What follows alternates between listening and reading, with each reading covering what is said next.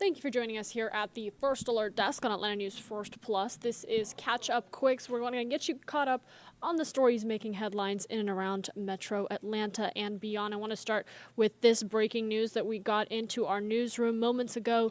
The CEO of United Healthcare has been shot and killed in New York, we're told by police. This morning, authorities say Brian Thompson was fatally shot outside a Midtown Manhattan hotel. He was there to attend a United Healthcare conference.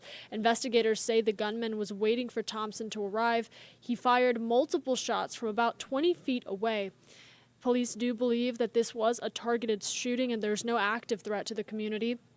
The deadly shooting comes less than 24 hours before the annual Rockefeller Center tree lighting happening tonight. And back here at home, talking about some changes coming to schools. The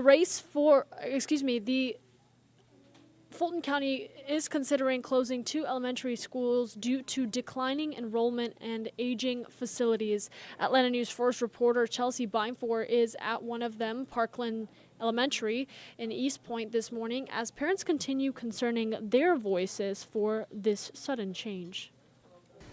It's the third and final public meeting that the district will hear parents' concerns at tonight. We've spoken to Park Lane parents, though, over the last several months who fear that a closure would negatively impact their child's education and their neighborhood. We first broke this news back in September when parents contacted Atlanta News First about the possible closure of Park Lane and Spalding Drive Elementary School. Fulton County Schools says right now both schools have below average enrollment, which they project will continue dropping in the coming years.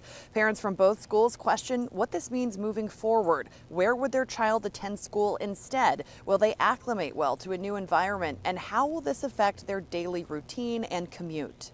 It's going to be very inconvenient for the parents in the neighborhood. Now they have to worry about, changing bus routes or whatever in order to get them to the closest school, wherever, they're going to reroute them or whatever school they're going to join with.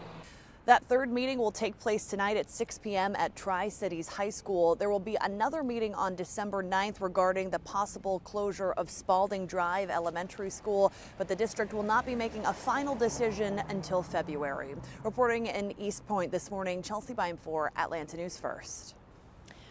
And we want to catch you up on the outcome of the race for Atlanta City Council. The seat has been decided. Ishay Collins will take over for Post 3 after winning yesterday's runoff election. She took 59% of the vote for Nicole Evans Jones, who received just 40%.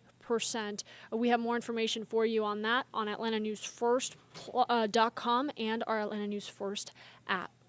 All right, let's talk about some investment coming to Atlanta, a multi-million-dollar project aimed at helping people who are homeless in DeKalb County. You can imagine how brutal it is outside for them right now as we experience these cold temperatures. The goal is to get them into affordable housing and off the streets. Atlanta News First Sarah Hammond reports from the DeKalb County Government Center to tell us more about what all will go into this.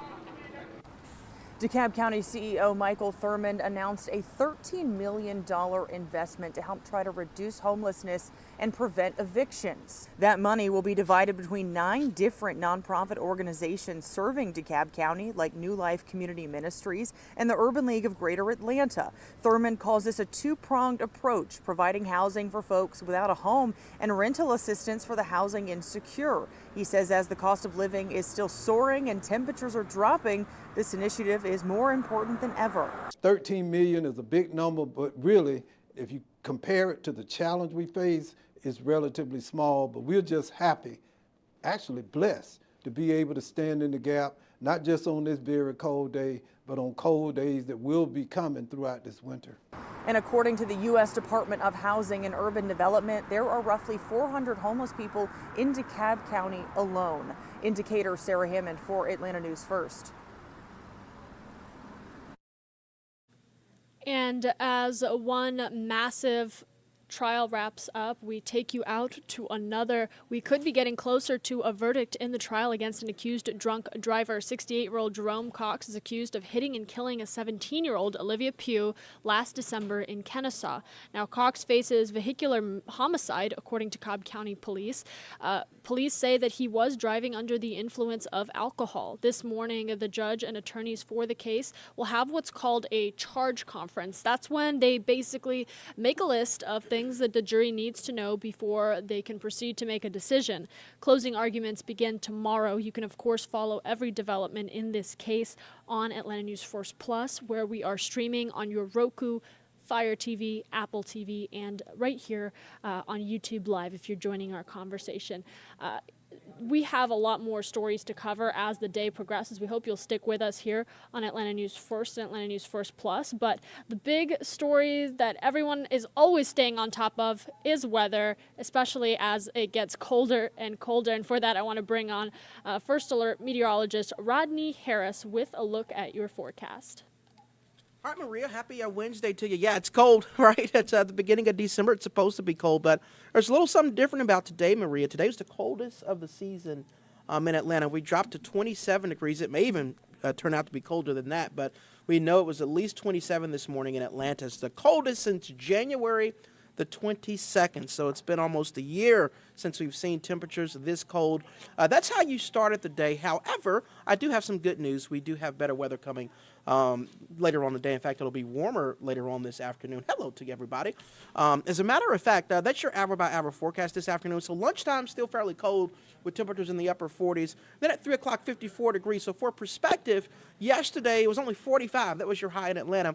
At 54 today, about 8-10 degrees warmer this afternoon compared to this time yesterday. That's why today's not a first alert, even though it started cold this afternoon, fairly close to average. The normal high for this time of year is 59. So, yeah, it'll be chilly, but again, close to average for this time of year. The end of your commute at 6 o'clock this evening, 48 degrees, so chilly again, and then 45 degrees at 9 o'clock.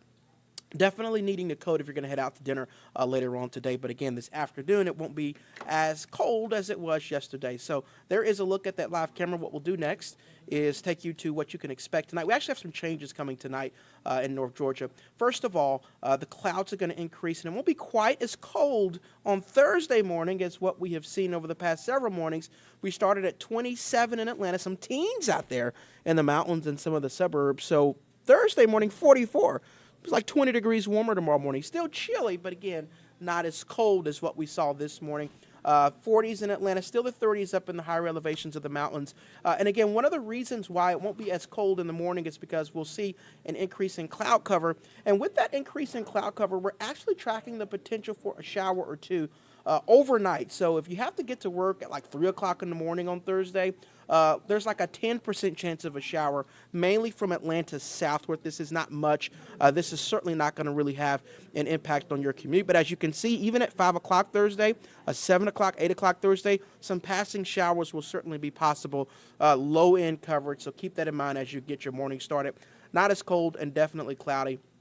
And then we do have a reinforcing shot of colder air that'll move in Thursday afternoon. So 54 today, 44 Thursday morning, not as cold, but then more cold air moving in Thursday afternoon. So 51 and windy on Thursday afternoon, and then it's back down to 27 on Friday morning. So Thursday, we get a bit of a break from the super cold temperatures, and then it's back to super cold for Friday morning. Only 46 Friday afternoon, so Friday will be a cold day all day. Weekend's looking pretty good. It'll start cold on Saturday with a low of 29 and then 53 for Saturday afternoon. If you're headed out to the SEC championship game, going to do some tailgating, it will stay dry, but it will be chilly.